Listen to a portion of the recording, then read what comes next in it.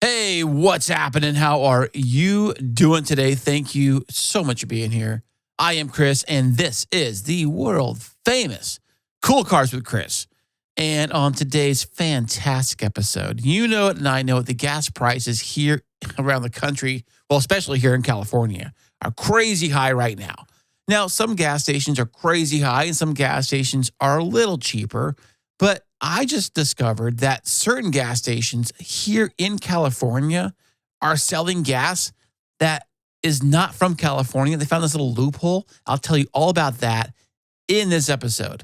Plus, I was over in Florida maybe a few years ago, and it gets crazy weather in Florida, like it'll rain out of the blue and dry up. Well, it seems that there was this big event in Florida where all these crazy exotic cars got totally damaged by a random rainstorm in Florida. We'll be discussing that. And if you have an exotic car and you're thinking about registering it in the state of Montana, the Montana loophole, what does that even mean and what does it do? And who is actually cracking down on those who try to pull off this Montana loophole? I'm sure things are great in Montana, but if you own a supercar here in California and try to get away with it, well, maybe not. More of that on this episode. Let's go.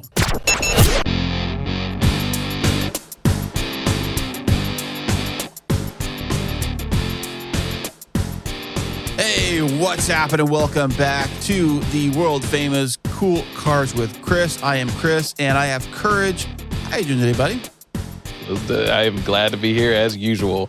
Fresh off watching a little bit of the F1 movie, but glad to talk some cars for sure. Man, where in the world are you today? Man, you're like traveling everywhere. So where is Courage tonight?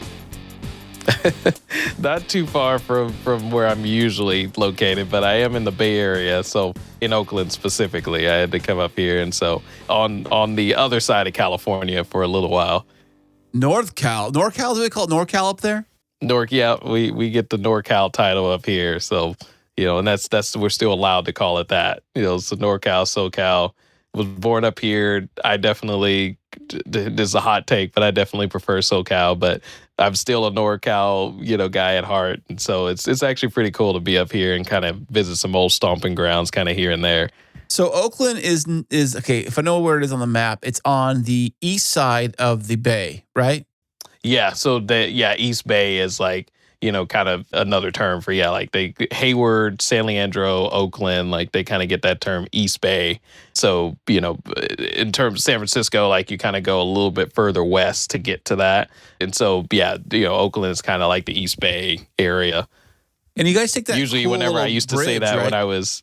Well, that bridge that goes over, doesn't that bridge go over that island out there, like Treasure Island? What's it called? Well, we got a lot of, that's the thing about the Bay is that we got a lot of bridges. We got like, the Marin's, got a bridge going to it. We got the Golden Gate, the Bay Bridge. We got a bridge going from Oakland to Alameda. Bridges are pretty common kind of in and throughout over here. But, the one that's closest to Alcatraz and those, I believe, is the Golden Gate Bridge. Yeah, the Golden Gate Bridge, you can see Alcatraz. I walked the Golden Gate Bridge last time, probably the only time I was in San Francisco, and I think about. And we walked the Golden Gate Bridge. We walked probably halfway across the bridge, walked back, because that's where we were at, where our ride was at. And so we could see Alcatraz in the bridge. But ironically, though, down the water in this cold February, people were surfing in the wake that was kind of like making little waves happening right before like the rocks and stuff. You can see them down by right underneath the Golden Gate Bridge when we were there. Yeah, no, that's how long's the distance? Have you ever looked that up of how long the Golden Gate Bridge is? I believe it's a mile or longer it's longer than a mile or a mile itself. Oh wow, okay. Do you think 2, 3, or like is it probably within like that? Because I'm curious if that would be like something where somebody was like, my daily run is like just going across the Golden Gate Bridge or something. I'm curious if there's people out there that's like that. I mean, even if it's 3 miles, like there's probably some people out there that like I'll daily, run the Golden Gate Bridge just because it's like part of their routine. I wonder if there's anybody out there like that. Well, I'm sure there is, man. Like I said, we didn't make it all the way across, but we walked across. I mean, the fun of it all was actually being on the Golden Gate Bridge and get a chance to actually walk on the Golden Gate Bridge. Yeah. That's kind of I've walked the Brooklyn Bridge in New York City. I've done that. It's kind of the same kind of concept. It kind of reminded me of that a little bit of that too. Although the Brooklyn Bridge had its own little walkway kind of elevated above everything else. The Golden Gate felt like the walkway was just a sidewalk next to the road, next to the edge, kind of a thing. So, but you're up there in Oakland, California, up there, man, visiting the family. It sounds like a great time. Yep. No, it's been enjoyable. The one thing I'll say about it that I've really enjoyed is today I took my kids up because my wife I gave her a little day to catch up with her sister and kind of do some things. And we went up to Skyline area here in Oakland. And my elementary school, one of my first elementary schools I went to was kind of in this area that kind of overlooks, when you go up it's called Skyline for a reason because it really is kind of a trek to get up to it. But my elementary school was there, Joaquin Miller, shout out there. I went to high school there for 1 year, Montero, which they're right next door to each other. And then Skyline is really the top of the hill where, that was the high school of the area. And we drove up there, and the view that you see in some of the neighborhoods that kind of surround where the school is just absolutely spectacular. Like you can see San Francisco in the distance.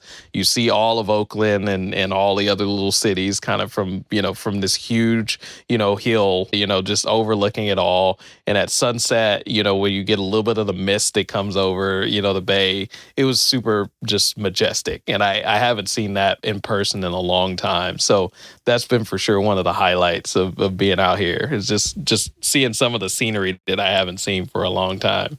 That's great. It's always great to go back. Although I've never left town, I've been here my entire life. And so, yeah, San Diego's not a place you want to leave though. So I don't blame you. Yeah, that's the thing, what's weird is that I remember when I was going to trucking school, get my trucking license, and there were a lot of recruiters would come in for trucking companies and try to recruit people to drive cross country and, see the world and see this, the country and drive around everywhere. And I'm like, I think I'm good. I think I'll stay here. I bet it's an easier sell in like No Water, Alabama, or wherever. Just a town in the middle of nowhere. It's probably an easier sell to get someone to like, hey, you want to join the Navy and see the world? Yeah, let's do this. Let's go. Get me out of here. That is, yeah. Or even truck driving. Like, let's travel around and see a beach. Oh my gosh, I've never seen a beach before. Let's go check that out, And so, but being here, like I'm like, I've always stuck with local driving, and that's what I've always done, and it just makes sense to me. Local driving in Southern California, and here in, of course, San Diego and stuff. So, but it's not perfect. Speaking of driving, there's one thing happening right now in Southern California, across the country, but specifically here in Southern California, maybe California in general. It just seems like we are hit with some crazy, crazy gas prices. Yeah. Yeah. So what is we were talking about it before, but what's the gas price up there? Oh, that's in terms of averages, I'd be curious to see if it's a lot different from what's up there. But I think we were talking about this, and I use premium in all of my cars, and I haven't seen a place under $6 for premium gas since I've been driving around here. So that definitely is abnormal from what it's been over the last few years, to be totally honest. You said Oakland. Let me think if I Oakland right now on the map here and see if, I got San Jose. That's close to Oakland, right? Oh, yeah. Yeah, just about an hour, but they're probably pretty comparable in terms of prices. Because I'm not seeing Oakland as a choice on here. Let's see. So click on, okay. As I record this, San Jose, the cheapest gas is something called World. Is it a World, a gas station? World? This says World. It's on Story Road in San Jose, and it's $4.59 a gallon. Now, the Costco is $4.79 in the area. Valero is $4.83. The Arco is $4.89. I think if you can keep now let's click on that. Let's click on the Arco, for example. Click on the Arco, and I'll go to their premium is $5.59. So there you go. You can find premium under $6. So I'm curious, though, comparable now. what would be the equivalent in San Diego right now? Are you seeing some similarities around that? Let me see. Putting you on the spot, but I know. I'm just trying to use the map. Here you go. San Diego. Okay. San Diego, of course, cheapest in town is at the Sequan Casino. And actually, at the casino themselves, they do not have a gas station at site, but it's on the corner up from the casino. There's a new gas station. It's probably maybe like 5 years old or so, maybe a little older, but rarely new, gas station. And they're priced at $4.69 a gallon, but their premium is priced at $5.09 a gallon. Now, a little fun fact I heard about these Indian casino gas stations. I just found this out yesterday. So hot take. Check this out, because I was kind of curious about this myself. So I'm in the gas business here in San Diego, right? We see a lot of the standard gas trucks fill up and deliver. We run into all the different companies. We know the different companies in town that load and deliver, my company and other companies. So we're kind of aware of the different companies. But when I was going out to Sequan to do some hot gambling, of course I lost, but I was going out to do some hot gambling, I noticed some deliveries being made at the Sequan gas station by a company I didn't recognize in a truck I've never seen before. They had these big, giant, like semis with these over-the-road tractor trailers, like the sleeper berth kind, the kind that you do for like long-haul truck driving, like trucks, pulling a tanker full of gas with a logo on the truck that I've never seen before. It was like an arrowhead, like Indian arrowhead, like a logo on the truck. And I'm like, that's kind of odd. I've never seen that before. Well, maybe it makes sense. They are delivering to an Indian casino gas station. But I'm like, well, where are they getting their gas? Because I've never seen them like loading, like, at the standard loading facilities here in San Diego. So I was talking to another driver that actually works out in the desert, out in El Centro. He comes out to San Diego like once a day. And I was talking to him out here about that. And he said, yeah, those deliveries, because they're Indian reservation, they do not need to buy gas from California refineries because they are on Indian reservations. They are actually, what do you call it? Like the land isn't a California land. It's like reservation land. It's when you're on the reservation, you're on the reservation. It doesn't matter where you are within California or wherever, you're there on the reservation. So that was crazy. So the gas they actually are getting, they said it's from Nevada. It's from Arizona. I think he said Las Vegas. I think he said it comes all the way up from Nevada. And I'm like, well, there is a loading facility in Vegas next to the NASCAR track. I've seen it. I don't know if it's the only place in town to load gas out of in Nevada, in Vegas.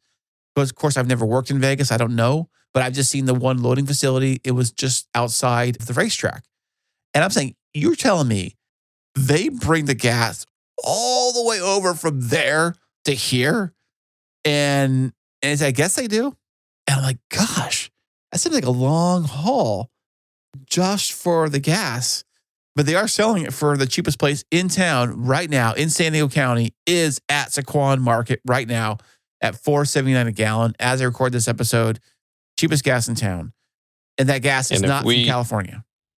Yeah, and if we were to propose a little theory here, which is just a theory, so don't hold me to this, anybody, but it seems as though, because what you just outlined in terms of, is it really, pumping gas in from Nevada seems like a lot of work, but it seems like really, companies and gas stations that are able to utilize that loophole are the ones that are able to save, you at the pump, because they don't have to deal with California taxes on fuel right now, which, to each their own. I know there's a lot of things going on with, why we have certain taxes and this and that, but it's pretty interesting to know that, you go 10, 15 miles down the road to another gas station that's, getting California gas, and they're $5, maybe $6 possibly. And, these, the Indian reservations kind of got an in with this like Nevada, maybe less tax gas situation. It's pretty interesting. When you told me that, it kind of blew my mind. Well, I heard it too. It kind of blew my mind too. I was kind of like, wow, where did they get these trucks from? Like, where are they getting their gas from? I knew it came from somewhere far away, but I didn't know, it didn't dawn on me that it came from out of state. I guess it should have. because the way gas usually works is that it's made at the refinery and piped down to the nearest like loading facility. So there's loading facilities all throughout LA. There's a few in San Diego, and then there's like one out in the desert out by like Glamis somewhere out there. And there's ones out like up in the Colton area. There's a big one in Colton. And I'm sure, all around the country, there's spots like that. But it all gets piped to these locations and then get loaded out of there and then delivered to the station. But the fact that they're bypassing that altogether and like driving like so far, crossing state lines and the permits and all that stuff you need to do, all that stuff, it sounds like a logistic nightmare. But if they're getting gas or, super cheap or whatever, but that's the thing too, is like some of these gas stations, because the news reported this the other day about the gas prices, and they were saying, tips on places to buy gas. They said, don't buy gas at avoid like the name brand places if you want a deal.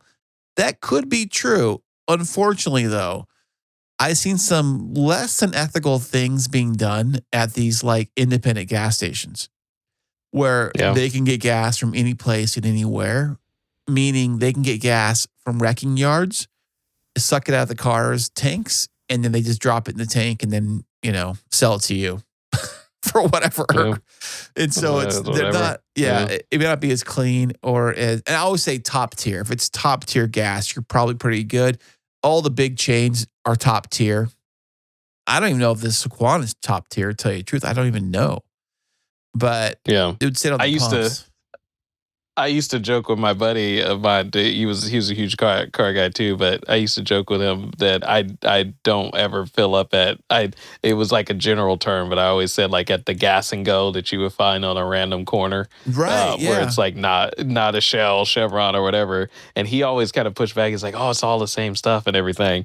And I know you actually had a pretty good take on that a while back on one of the pods that you did on really the, what even top tier gas and like certain detergents and how all of that really kind of comes together. But I still hold true that I do not go to the random gas and goes to get gas. Unless you absolutely have to. I mean, if you're like, you have to. You're in the middle of nowhere and it's the only gas station around, you got to do what you got to do. And I'm sure for the most time, they're probably fine. I'm just saying that like, there's people who buy groceries from the swap meet. I wouldn't. Hopefully you swap meet and not farmers markets are okay, but swap meets are a little different. Farmers markets I definitely support, or the junkyard, swap meets, or or whatever. I mean, that kind of stuff. So it's usually when you buy top tier name brand gas, you are paying a little more for it, but you are also usually, you're not getting like garbage, and it's been cleaned and regulated to the highest quality standard. And when it comes to top tier, what top tier really means is that in California, all gas stations have to put like a minimum like detergent amount in the gas. And all gas stations are required to put at least 10% ethanol in all gasoline in California. And so when you buy gasoline, it's technically E10. And so all gas is that regardless. It's just the detergent amount. So the detergent's what cleans like your car. You see commercials for it a lot. I think Techron's one for Chevron, and I think Shell's got something they say. I forget what their detergent's called. But they all got some kind of, tagline for their detergent. Top tier means that they actually add more than the minimum amount of detergent into their gasoline. So whatever the minimum is, it goes beyond it. Now it's called top tier. So there's that. But, and also like, the fuel grade, and like also like it depends on like how their chain of like custody of like, how clean the gas is, getting from the refinery to your car, like the chain of events that has to take place. Make that happen, and the quality level and the checking and the rechecking and the grade quality and they got to measure the actual. There's a weight of the gas. There's like to measure the weight of it. Some trippy thing. Yeah, it's all the stuff that goes into it and figure out, make sure that all the quality of gas stays at the highest level when it gets to you. And that usually happens with the good gas stations versus the not so good gas stations. But hey, you can do what you want to do, boo. If you want to go to the gas and goes, be my guest. I mean, sure, whatever. I mean, but don't forget, these gas stations are also buying gas and reselling it. And if you're buying any product at all, you have to resell it for a profit. You're going to find the cheapest place to get your gas so you can sell it for that profit, right?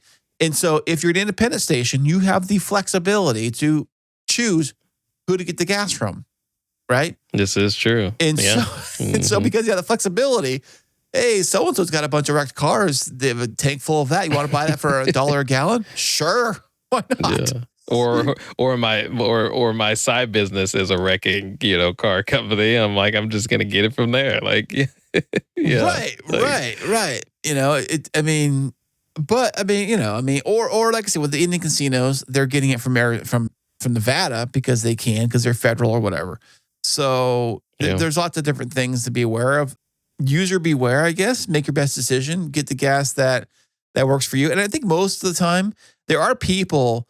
I've never been to someone like this, but when prices hit real high like they are right now, there are some people that will drive everywhere in town just to find, 10 cents cheaper on this station versus that station. They'll drive all around town. That actually can, you're actually wasting more gas than you're actually saving. Yeah. If I'm not driving to Temecula to save 10 cents on gas or whatever. Or, even if it is 10 cents cheaper, I'm not driving all the way up there for that. Now, it's within a few miles. I'm going to be like, Chris, what are you doing up here? I was like, getting gas. Like, it's cheaper over here than in San Diego. Like, I was willing to make that hour drive just to get up here to get some cheap gas. I spent 5 gallons getting it up here just to get the gas or whatever it is. But Costco's a good one. I went to Costco yesterday and got gas for my truck at Costco. And Costco's a pretty good deal. If you have a Costco membership, and the lines are pretty long, but the way they have the system set up, it seems like it moves through pretty quickly. They go pretty quick. Even, I'll definitely attest to that. Yeah, they, even on days, where there's certain times where you just really, if you want to like not be in those lines, you can kind of avoid it. But even when you are, like, there's definitely a good system to get you in and out pretty quick. Yeah, and I noticed they didn't have any mid-grade. They only had the premium and the regular at the Costco. That is true, when I went there, which is kind of weird because all other gas stations, the regular, and they have mid-grade, they don't have a mid-grade tank. It's a regular tank and a premium tank, and they blend it at the pumps. Maybe they don't have their setup that way. I don't know, but whatever. Point is that, you can make your own mid-grade, I guess, splash half and half if you really want to. Mm-hmm. But that's a place to get gas there at Costco. And they go through a lot of gas at Costco quite a bit. So, but on this list here, it's only giving me like a top 10 or so or 20 or so. And there's not a single name brand gas station in any of these. They're all the ones you think of in the sub $5 range. Yeah, everything's under $5 for regular. And they're all like Golden State, Summit Gas, Sun's Auto Service. Hey, Sun's Auto Service in Escondido. They service your car and they sell you gas. Check that out. Yeah. San Isabel Roadside, it's $4.79. Superstar. None of these say Chevron. What was it? Shell. St. Isabel Roadside? Yeah, St. Isabel Roadside. It's on Highway 79, St. Isabel. It's at $4.79 a gallon. Premium is $5.29. It says. Check that out. So, but yeah, none of these are name brand gas stations. So, like I said, buyer beware. If you care about your car, and if you run a supercar, you probably are just getting Shell or Chevron, I would think. And most people, you're just eating the cost. Well, most people, a lot of people just pull into gas stations based on convenience. If it's a gas station on your way to work, there's a gas station down in Chula Vista area that I deliver to, and it's an Arco. I'm not gonna say which one, but as you come from an area where a bunch of homes were developed, like in the last 10 years, if you know the area I'm thinking of, and it's the last gas station before you get the on-ramp to the freeway, and it is the most expensive gas station in town. It's so crazy. Yeah. Because my ex-wife got gas there one day. I know a few of those. Yeah. And she's like, I can't believe it got the gas stations. Arco is supposed to be cheap, but this gas station was ridiculously overpriced. I said, which one did you go to? And they said that one there. I said, that one's always overpriced. That one's, every time I deliver there, I'm like, look at the prices. And I'm like, holy crap, they're so expensive. That's even before the prices jumped up. They were like like 70 cents more expensive than any nearest like competitor gas station.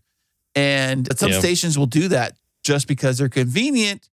Doesn't always make them the best option, but they're there because they're convenient. And I get it. You got the freeway's right there. You'd swing in, swing out. I get it. I mean, in a pinch, I'd probably do the same thing too. I had one of those when I used to live up the hill from Mission Bay, actually in Claremont. And there was the one where you come down. Basically, when you come down, as if you were going towards like Fiesta Island. If you remember, I know, is it the Shell? Familiar with that area? Is it the Shell? It's the Shell before the 7-Eleven. And it's yes, I was just there. I was just there. Not long that ago. one was always super expensive. I haven't paid attention to the price. That one, to tell you the truth, that one, yeah. Yeah, there was only a few times where I went there, but it makes sense because it's like a lot of people were coming down from like Claremont, Balboa area, and they're getting onto the freeway, most likely going to work. And it's like, well, I got to grab gas. I'm going to grab gas right here. Or I'm getting off of work and I'm getting off the freeway and, I might as well grab gas before tomorrow. And so, they are definitely, there was a premium kind of around that, which always put in my mind that like, I get gas prices, like there's a lot of factors that dictate them, but there's also factors that, this is that are out of maybe the control of us and just like more in the control of the sellers, where it's like, this is a convenient spot. People are going to pay more for it if I charge this. So therefore I'm going to charge more for the gas here. Because theoretically speaking, like, the Shell there shouldn't be more expensive than the Shell up the hill that's, further away from the gas, from the on-ramp. But they definitely, the owner of the station knows for sure. So, and location matters too. I always had that theory. Well, I had a guy argue with me one time. This is because gas goes up and down a lot. One of the last gas, spikes we had, I remember a guy was talking to me at a station. He said something like, "Why is the gas cheaper here in like, it was like Chula Vista, National City area versus like, somewhere else or whatever?" He said. I said, "Well, do you realize that like the land you're standing on right now is much cheaper than say La Jolla? And so I'm sure La Jolla probably charges more for their station because probably the business, the actual spot of land the business sits on probably has to pay more for rent and space and land use than, this station here." I'm just thinking with real estate, why is a house cheaper, out in the desert versus La Jolla or whatever for the same size house? Like why is that happening? Because, things cost, more here in this zip code than there, So there's a lot of that stuff too. And I remember one time that somebody was arguing about gas prices. This is before everything went digital with like payments and stuff. We had to get checks or cashier's checks, and the checks were like $30,000, $40,000. And the guys were arguing about gas prices. And I said, "You think you guys pay a lot for gas? Look at the gas station just paid me for the gas I just got, $40,000 for a whole truckload or whatever."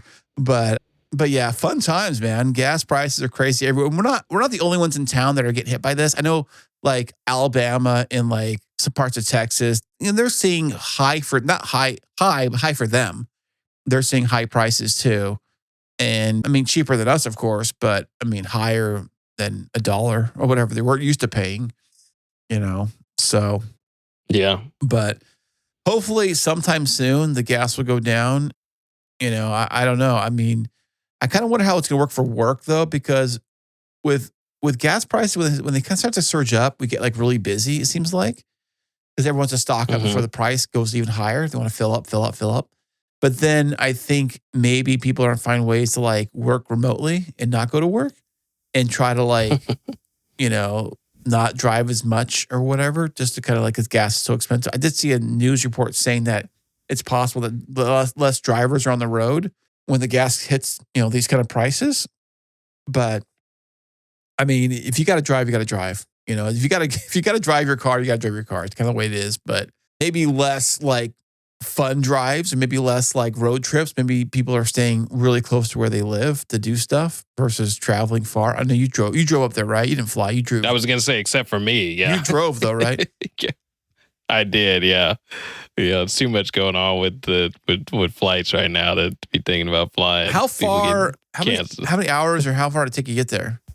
It's about 7.5 hours from, like, if it was just a straight shoot, getting the car go, about 7.5 hours. We took a stop for about an hour at a cool little mall outside the Grapevine, but it's 7.5 hours essentially The one by Magic Mountain down the bottom of the hill there? On the opposite side. Right, on the east side of the freeway. Yeah. Yeah, I know where that is. So it's so that's on like say the side of the Grapevine closer to LA is where the one I know which one you're talking about. The one we stopped at, it's like Tajon, the outlets at Tajon, which is on when you get through the Grapevine, say if you're going towards the Bay Area. Yeah, like on that side. And so the Cow City, which I remember cows and smell like going to the bottom there. That's all I remember going down that hill because my ex-wife the family was up there. But it was the funniest thing. No, yeah, I was gonna say the funniest thing is on another podcast that I listened to way back. I heard a comment about that where there's a point where if you're driving on the road before you get there to like Cow City, but you haven't turned your air conditioner to like be recycle versus bringing in like the fresh air. Like if you miss your opportunity to make sure you change change to recycle, you're just in it for like probably a good like 5 or 10 minutes of just taking in the smell because now since it's in the system, it's going to take a while for the car to kind of filter it back out. Mm-hmm. And so, the guy's like, basically his thought process is when you get out of the Grapevine, if you're going, I guess if you're going north, you need to turn it on recycle the moment you get out of the Grapevine, because if you miss it and you go another 30, 40, 50 miles and you get into Cow City, it's over. Like you're just gonna have to deal with that until the car recycles it out. And I thought that was the funniest thing ever because it's super accurate. Yeah, smelly times, man. Okay, so in Courage's hot news takes, you got some hot news stories. So what is happening in the world of cars in general, other than the gas prices being crazy high? What else we got going on today? Yeah, so the one thing that's already happened, I know we talked about that I wanted to get some takes on is we know about Florida. I know a lot of people know about Florida. Have you ever been to Florida? I've never been to Florida, really? Actually. Dude, no. I've been there a few times. And let me tell you about Florida. It's very hot and humid, obviously, right? But the roads, it's like all flat. You can't see nothing because it's weird. You think you'd see a lot because it's all flat. But the freeways sit like they're so lush, so many trees and like greenery everywhere. So as you're driving on the freeway, you can't really see far across the horizon, at least from the freeway side, just because there's like this green, lush stuff everywhere, like trees and stuff. So you can't see very far. And, also, too, another side note I thought was super cool. The freeways in Florida, they have like these like speaking of gas stations, they have these gas station centers in the middle of the freeway.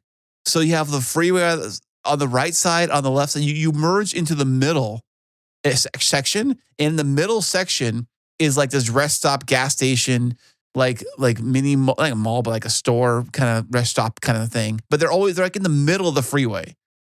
So you like say if you're like you're on the right side of the freeway, or whatever, like you're going into the middle of the freeway. Correct. To go to these rest stops, and because I've seen that, and weirdly enough, I've seen that in video games, but video game portrayals of other other countries, like in Japan and different things like that.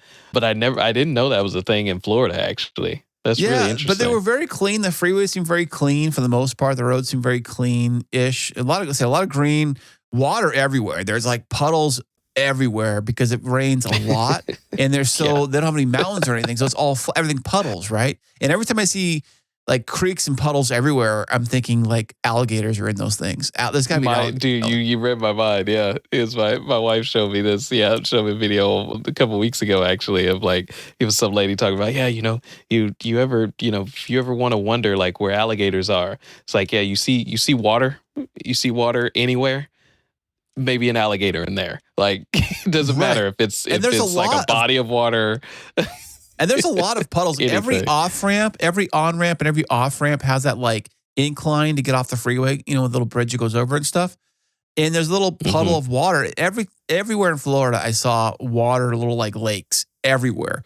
And little creeks and puddles and like creek-size like little basins of water like all over the place in Florida when I was down there. 'Cause I was down in Miami and did the Everglade thing, and we did Disney World thing, and which is up north, but But yeah, I've been to Florida. It'd be like hot, humid, rain like a lot, and then disappear, and then be hot, humid again, and like cloudy and that kind of thing down there. Really muggy. The humidity kicks your ass, man. This is and now like that perspective really paints a lot more picture of this too. Which, funny enough, I haven't been to Florida, but I've been to Nashville. I've been to Nashville, Tennessee, and even there, like it gets really humid, and it'll have situations too where it's like pretty nice outside, and then all of a sudden you'll just get rain, and it's still hot outside, and so you'll get rain, and you'll just be like, I don't even think I need to put on a jacket because I'm not cold. Like, it actually kind of feels nice to like kind of be wet by the rain, even though it's, even though you're not usually like that, sweaty and like you're all humidity. sticky, and it's interesting that's like, again, we acclimate to wherever we are and wherever we live long term, but it's just interesting how different that is, to here in SoCal. Like, we're essentially, near a big body of water where, certain parts of us obviously are like beach towns, but it's just a totally different climate. It intrigues me for sure. What could possibly go wrong in the state of Florida with cars? Yeah. Well, one of the biggest things is that people say, this isn't related to this particularly, but people say that you should never buy cars from Florida, especially if you don't live in Florida. I mean, you kind of have to if you live in Florida, but don't buy cars from Florida if you're outside of Florida because of flood risk. Oh my goodness. I would imagine. Like, Yeah. I mean, it flooded. We're at Disney World and it flooded. We were there at Epcot Center, and we're inside a dark ride, which is like an indoor ride. And so you can't see what's going on weather-wise until you get out. So you get outside, it's like coming out like buckets. So bad, like everybody was running the bathrooms and like hiding. I ran the bathrooms too, like a little girl hiding from the rain. Yeah. It was coming like buckets, but like literally like the sidewalks were like lakes everywhere. It was like, that's how bad it was. And then it dried up, but like an hour or two later. But it was like, it didn't even happen. Right. Well, it's a little bit of water here and there, but it was like the sidewalks dried up and that kind of stuff. But it was kind of crazy nuts. It does come in. I mean, everything floods very easily, very quickly. So buying a car, it's probably, I mean, I can only imagine that there's probably a lot of like flood damage to cars in Florida. One other thing that somebody actually just recently too just mentioned about, like, not even just like buying cars from there, not even like the risk of it potentially being in a flood at some point, but somebody actually shared something that didn't hit me until now that was like really like kind of genius to think about too, is that because like it's so hot and humid, people tend to not really like drive around like we do in SoCal, like with our windows down and, taking in the breeze and everything, because obviously like the breeze doesn't feel very good when it's hot and humid. And one thing somebody said is that like, the interior of cars a lot of times don't really like smell very good, and sometimes have like mold issues within the interior because people don't ever really like roll down their windows and things. Like they're, and they're obviously like getting in the car and they're like sweaty and, been outside and, maybe have odors and whatnot. Maybe they've been smoking in the car or whatever, but all of that just gets trapped in the car because, again, people just aren't rolling their windows down and ventilating the cars out very well. Air conditioning's got to be working overtime, though. I mean, you're like, I mean, you got to probably, all the components of the air conditioning's probably, burnt out too. You got to change the cabin filter. You're probably going through, compressors and, filters pretty often for sure. Yeah, I just changed mine in my truck yesterday, and my cabin filter in my truck when I was there. I said, change it too. Might as well. I haven't changed it like forever. And so, it's actually something I need to do on both of my cars. Actually, now that we talk about this, I need to do it on the. So I just did that, and it, I mean, it definitely smells nicer now. I noticed after I drove it with the new filter in there, I'm like, it smells like a fresh new car.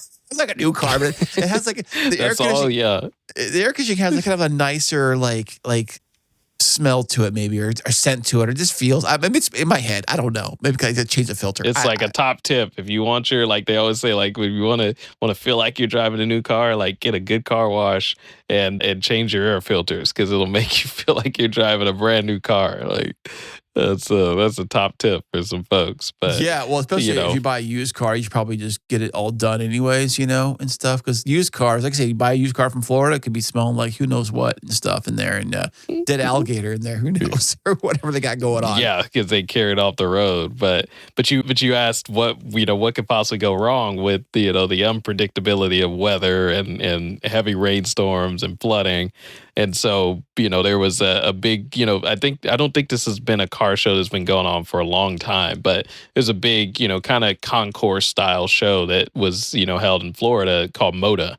And, crazy cars like, all of the insanity from Koenigsegg to Bugatti, McLaren, yeah, Elva's like the one-off like roofless cars that they have. Like, this big show around that. Also kind of a mixture of like some other classics and things like that too. But it was held there in Florida, and they had a prediction that there was going to be light rain, throughout the weekend or whenever it was, but not what they ended up getting. Like what they ended up getting was 10 times worse than what they were expecting. But, again, it started out great day. One of the guys that was there said that they had a little bit of light rain, in the morning, but it was actually pretty refreshing once the sun came out and everybody's kind of enjoying themselves.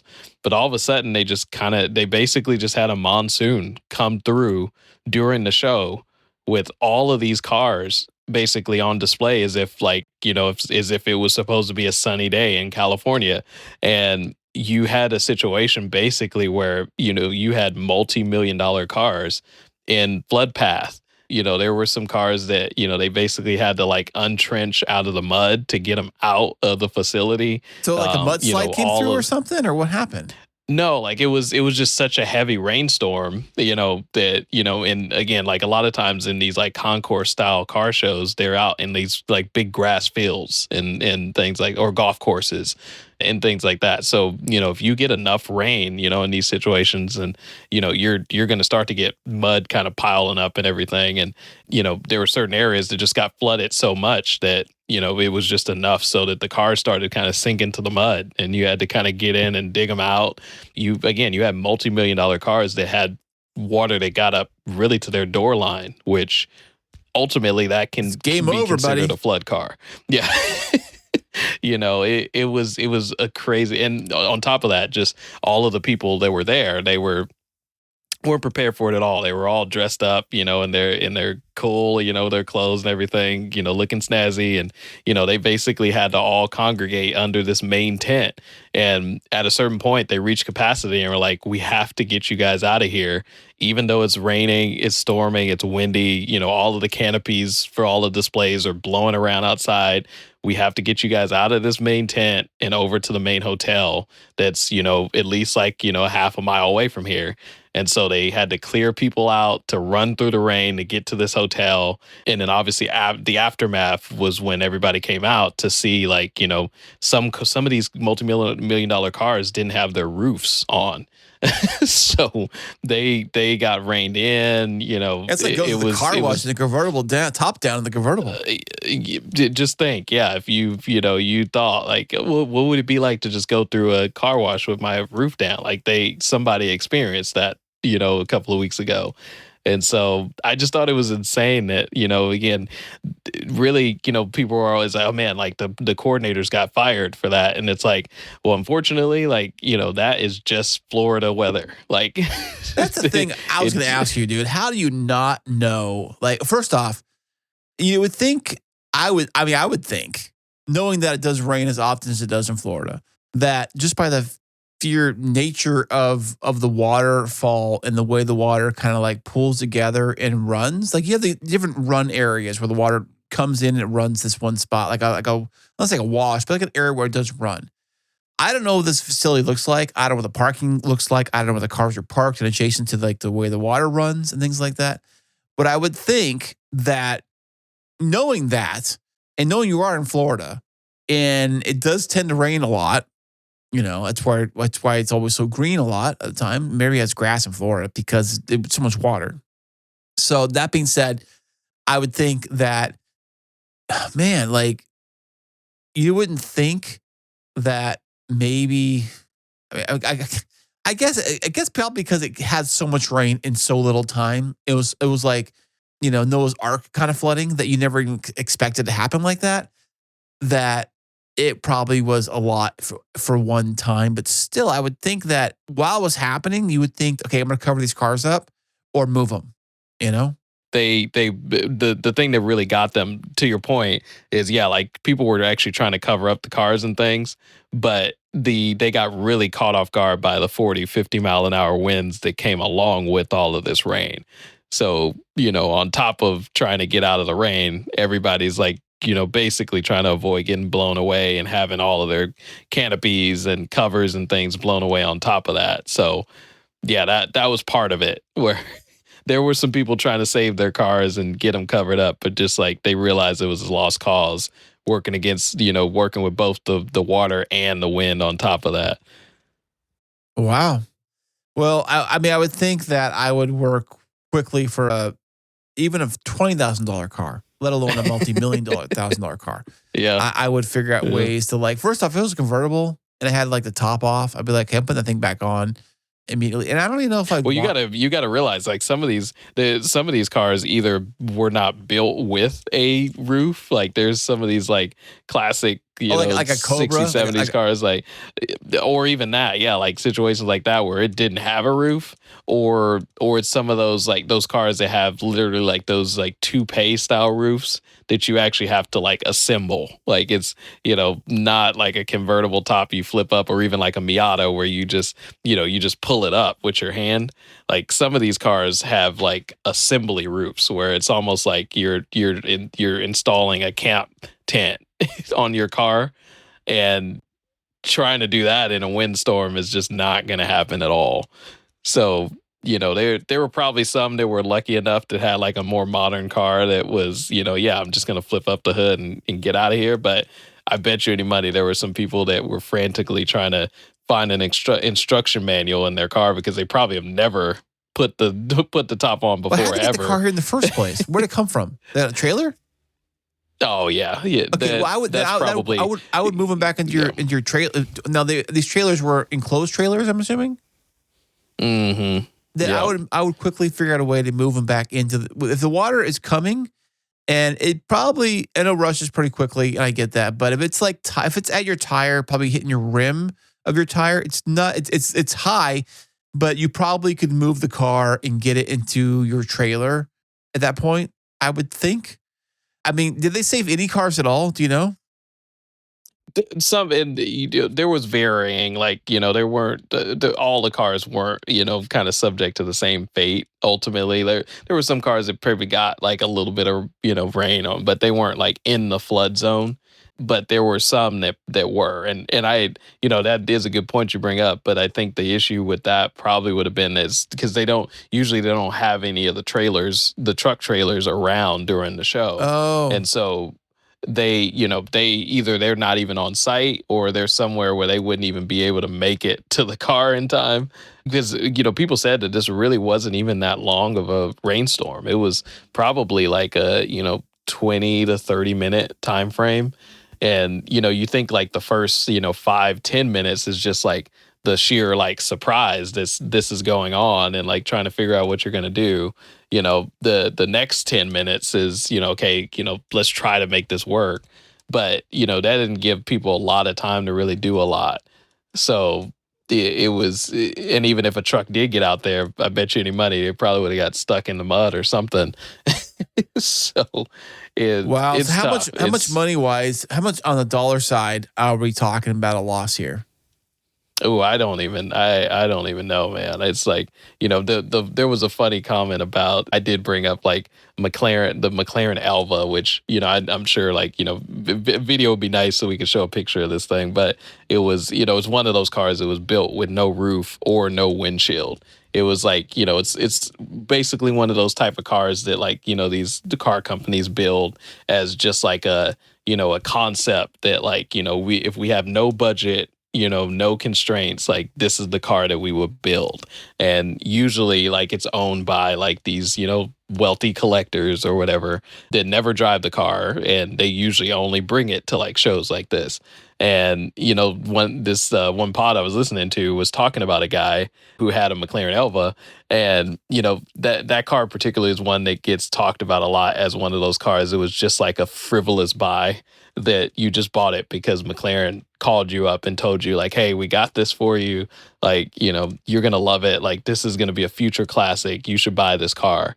And they were joking that the guy is probably like, he got into the car, like he realized like, dude, this thing is just one of the biggest wastes of money that I've, ever spent my money on. And he's just like, this happened. And he was just like, maybe this is my chance to not be in this car anymore because I have it insured. I have it insured for more than what it's worth. And now this happened conveniently. So I can get out of this car now, finally, without being the one that has to try and sell it to the next person. And obviously we don't know whether that's true or not, but there's comments about that where there's certain cars that are, extremely valuable, but if they have the opportunity to get out of it in a situation that honestly wasn't in their control anyway, it's like there's some people that would probably jump at that opportunity.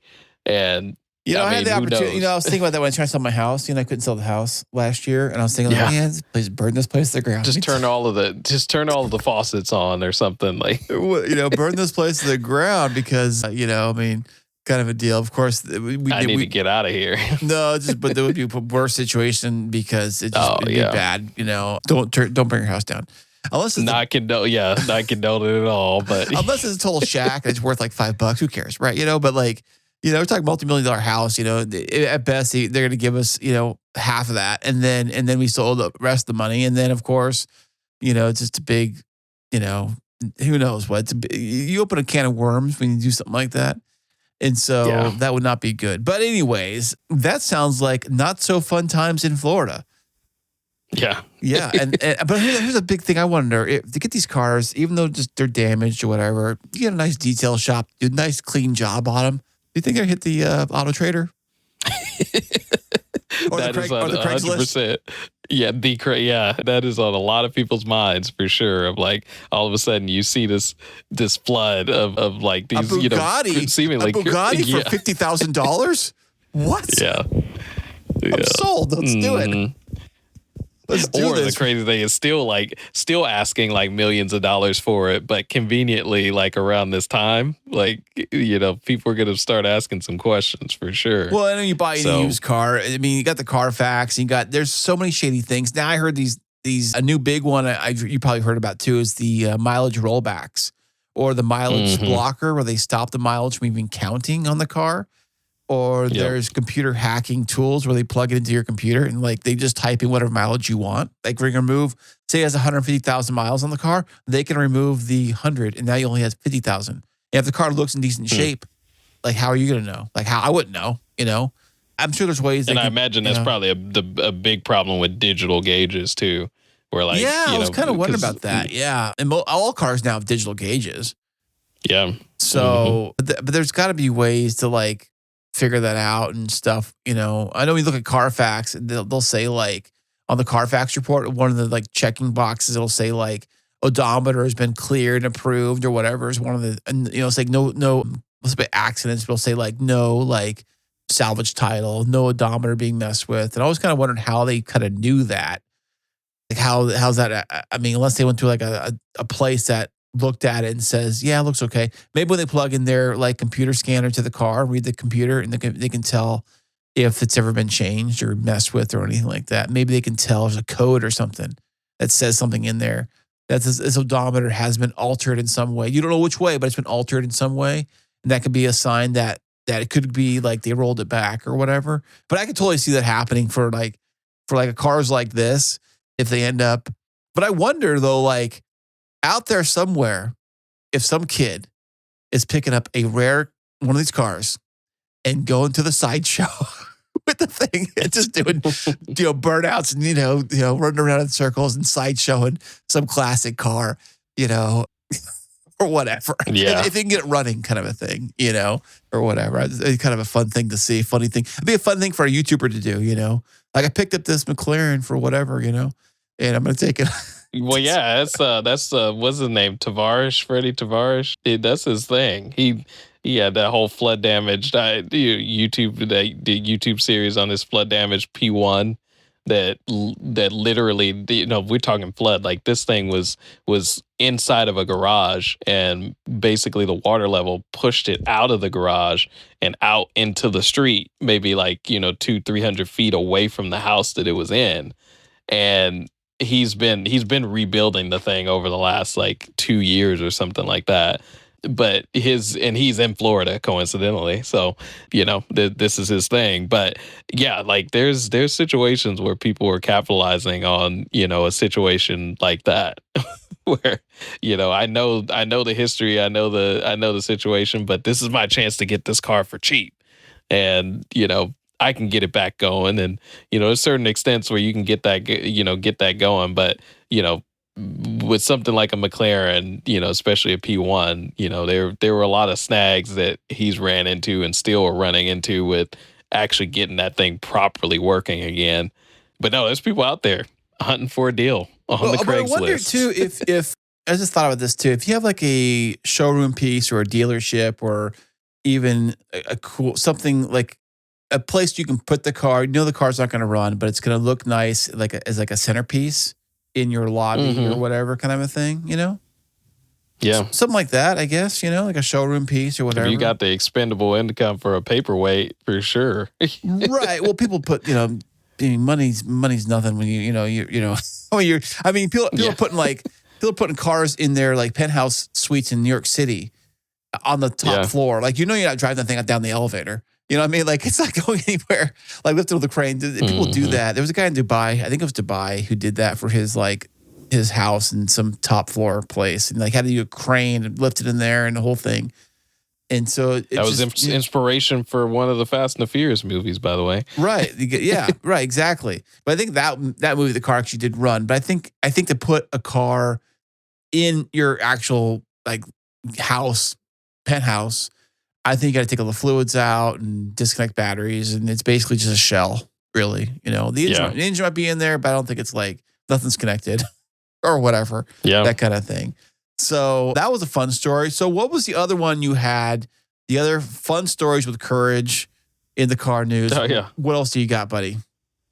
So this is, I'd say it's maybe a little bit of old news, but it's still current because now there's more remnants of it actually, being cracked down on now is the whole registering your car in Montana when you don't live in Montana now, situation. why would someone do that? So the reasoning behind it, and I'll just solidify this to California. There's other reasons and other places where people are doing it, but in California, as we talked about, we have high tax rates on purchasing cars, whatever. And, when, the thought process, and there's two actually facets. One is the tax, pricing and things like that. But the other side of the coin is a lot of times is that when you register the car, if it's registered out of state, you aren't held to the same stringent smog requirements and things like that with cars. And so there's two sides of the coin where people decide to do that.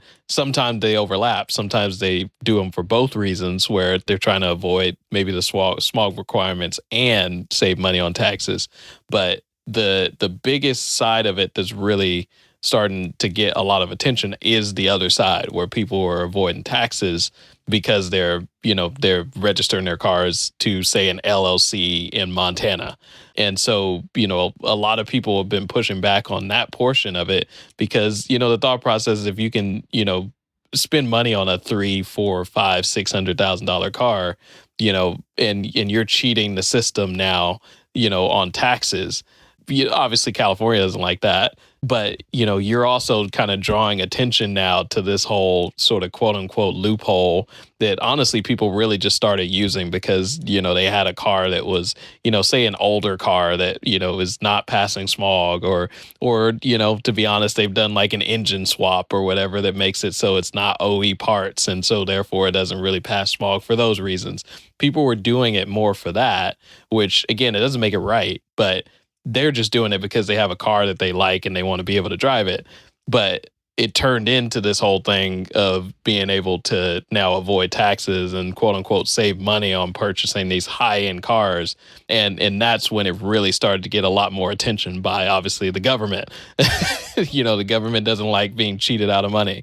And so, as of late, there's been a lot of crackdown on different states, finding ways to really find out, are these cars actually owned by a entity in Montana, or is it someone that lives in the state that they're purchasing it in and just faking it?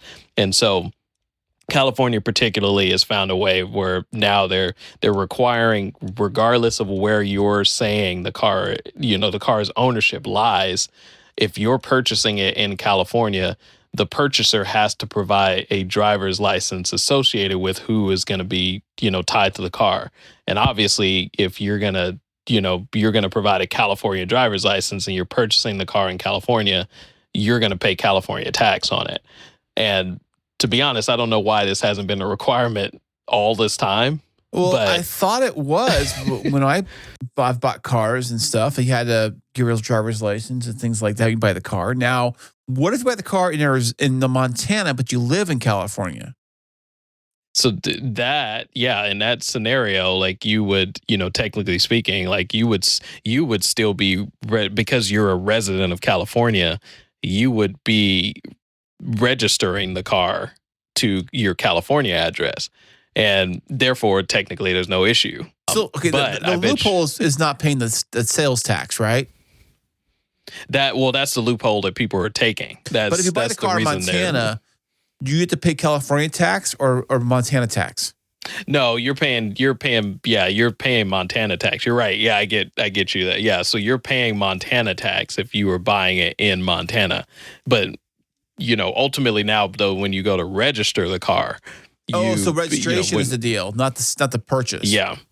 Okay. Yeah, because that's the two sides of the coin is that, like you do save on the sales tax, but, by, say, like a California resident, saying that they're, buying it for Montana purposes. I don't know if it matters, though. I think if you buy your car, I think area you live in is a sales tax you pay. I think, like, if you were to order a car on one of those auction sites and you bought your car that was, say, in Texas or wherever, right? You had it shipped over here.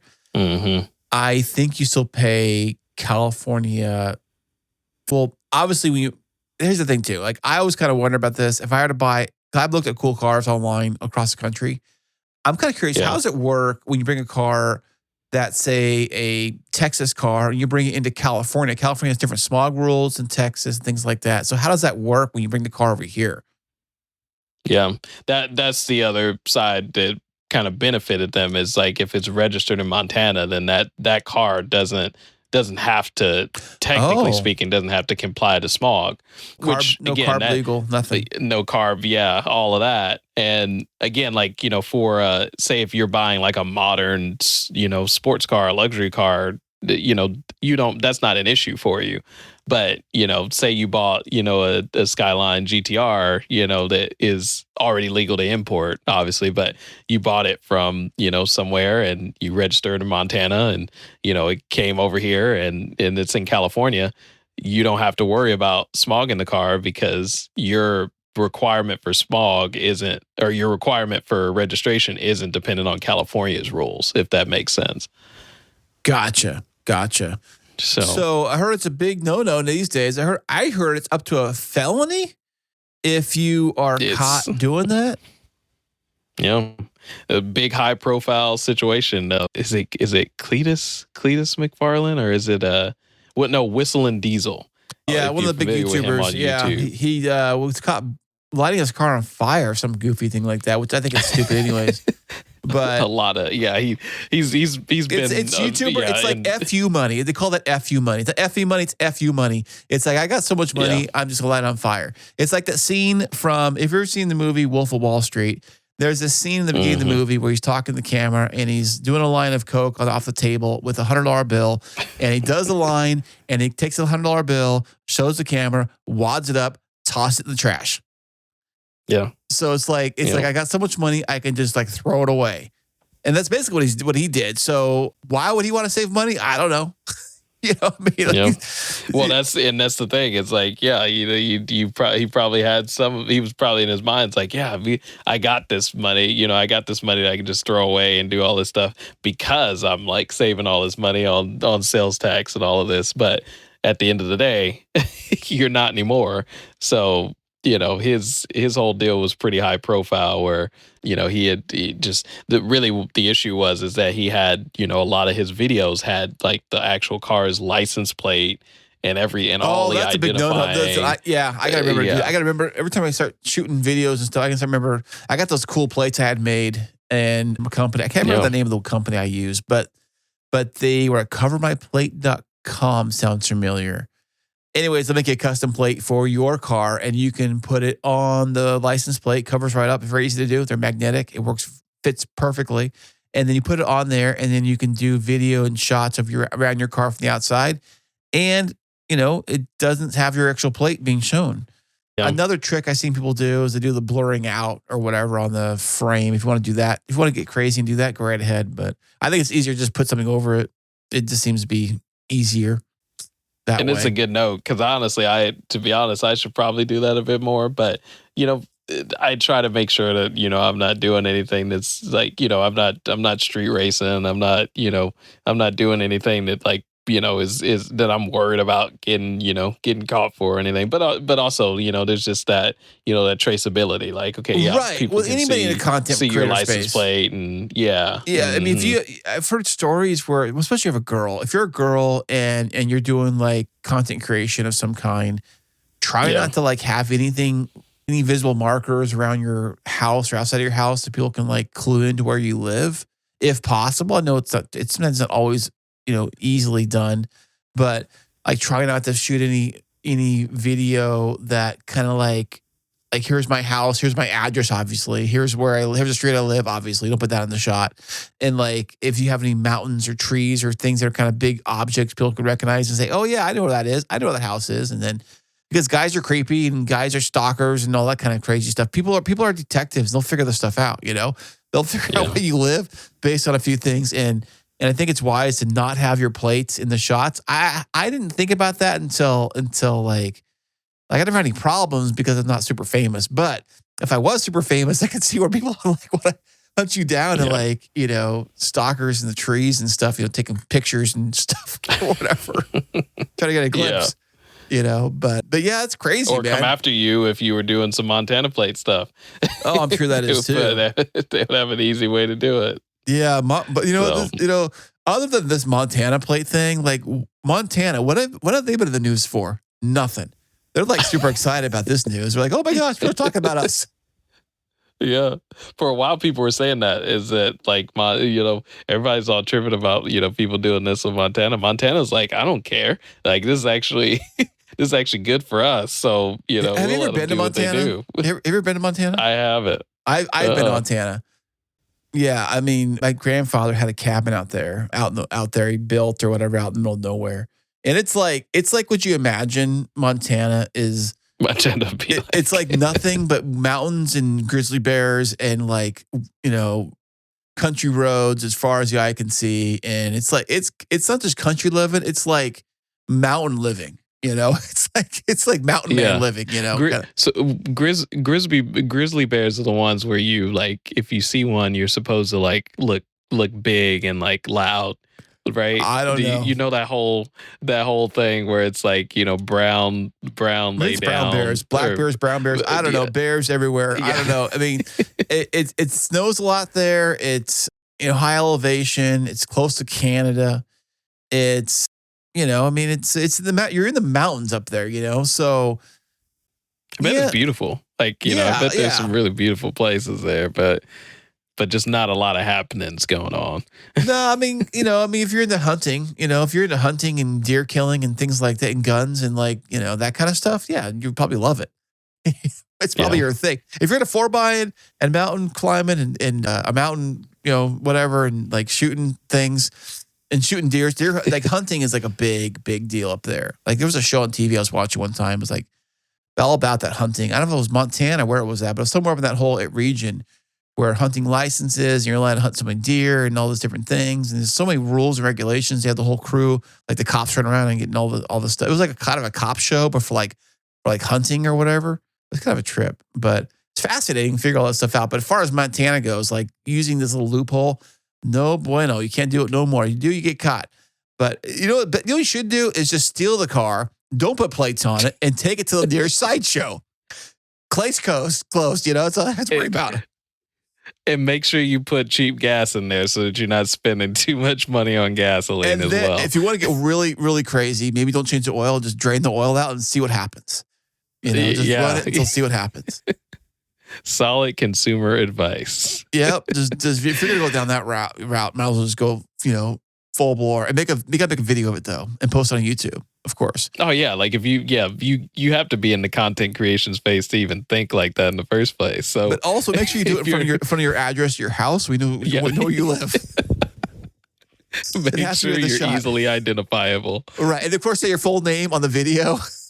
Everything. Don't use your stage name. Use your full name in the video and everything, and you'll be good to go. Montana's gonna love you. That's been fantastic, man. Well, Courage, man, I know it's late, and thank you for stopping by. Even though far, far, far away, a million miles away up north, you're like in a different part of the world. You're like the other side of the curve of the earth is where you're at right now, way up there, man. But hey, man, I know you got the YouTube channel, so where can everybody find your amazing YouTube channel? Yeah, check out the Driven Dad 22 and on Instagram and YouTube, and you'll probably start seeing me use some more plate covers on my video content now, but it's there if you guys want to check it out. Right, fantastic. And if you love the show, please leave us a review. You can do that at any of the cool podcast apps. You know which ones are the cool ones. Not so much of the not so cool ones, kind of like those not so cool gas stations. You know what it is. So you can find it at coolcarswithchris.com. And until next time, be safe, drive safe, be legal, wear your seatbelt, don't drink and drive, all the usual stuff. Make sure your car makes it back home, safe and parked, safe and sound where it should be. And until next time, we'll see you later.